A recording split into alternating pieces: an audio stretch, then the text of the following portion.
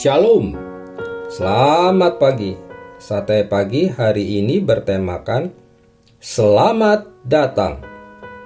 Firman Tuhan terambil dari Lukas pasal 15 ayat 7, ayat 10 sampai dengan 32. Monumen Selamat Datang adalah sebuah monumen yang terletak di tengah bundaran air mancur Hotel Indonesia di Jakarta.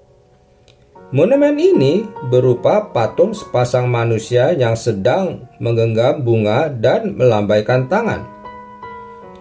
Monumen yang terbuat dari perunggu tersebut menghadap ke utara.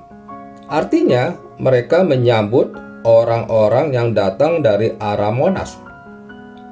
Pada tahun 1962, tahun di mana monumen ini diresmikan, Jakarta sedang menyambut tamu-tamu kenegaraan di bundaran Hotel Indonesia.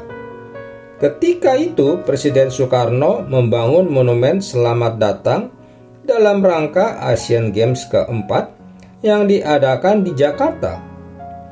Para atlet menginap di Hotel Indonesia dan bertanding di Komplek Olahraga Ikada yang sekarang menjadi Komplek Gelora Bung Karno, Senayan.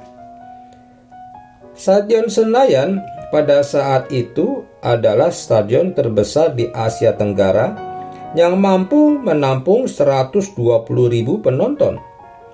Ide pembuatan patung ini berasal dari Presiden Soekarno, sedangkan rancangan awalnya dikerjakan oleh Heng Ngantung yang pada saat itu merupakan Wakil Gubernur DKI Jakarta. Tinggi monumen ini dari tangan yang melambai hingga dasar adalah 17 meter.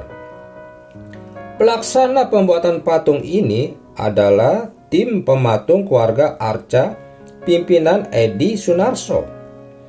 Pada saat proses pembangunannya, Sunarso sempat dikunjungi oleh Soekarno, para menteri, dan Duta Besar Amerika Serikat untuk Indonesia, Howard P. Jones. Pembuatan patung ini memakan waktu sekitar 1 tahun.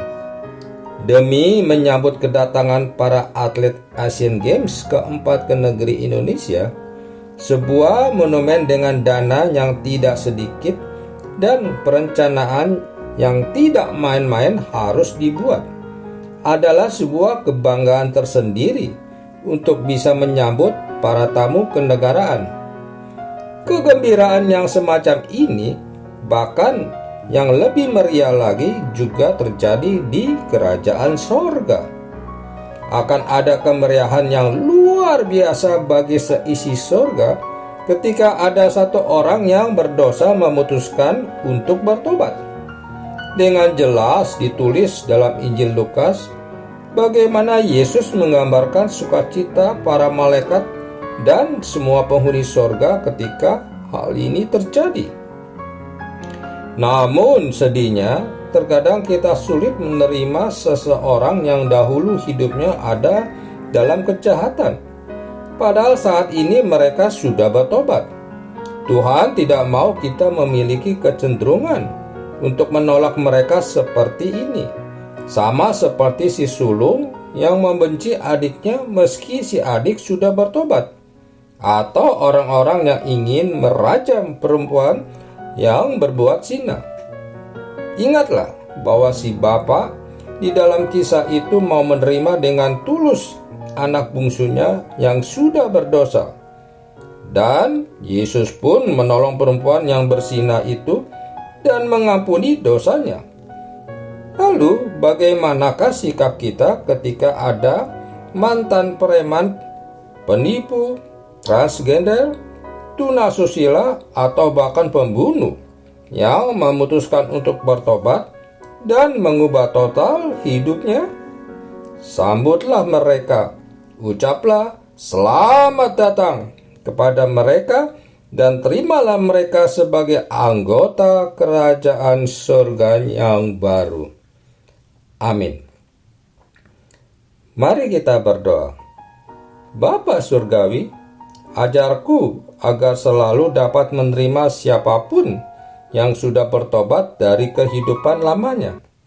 Ajarku untuk tidak membenci dan menjauhinya.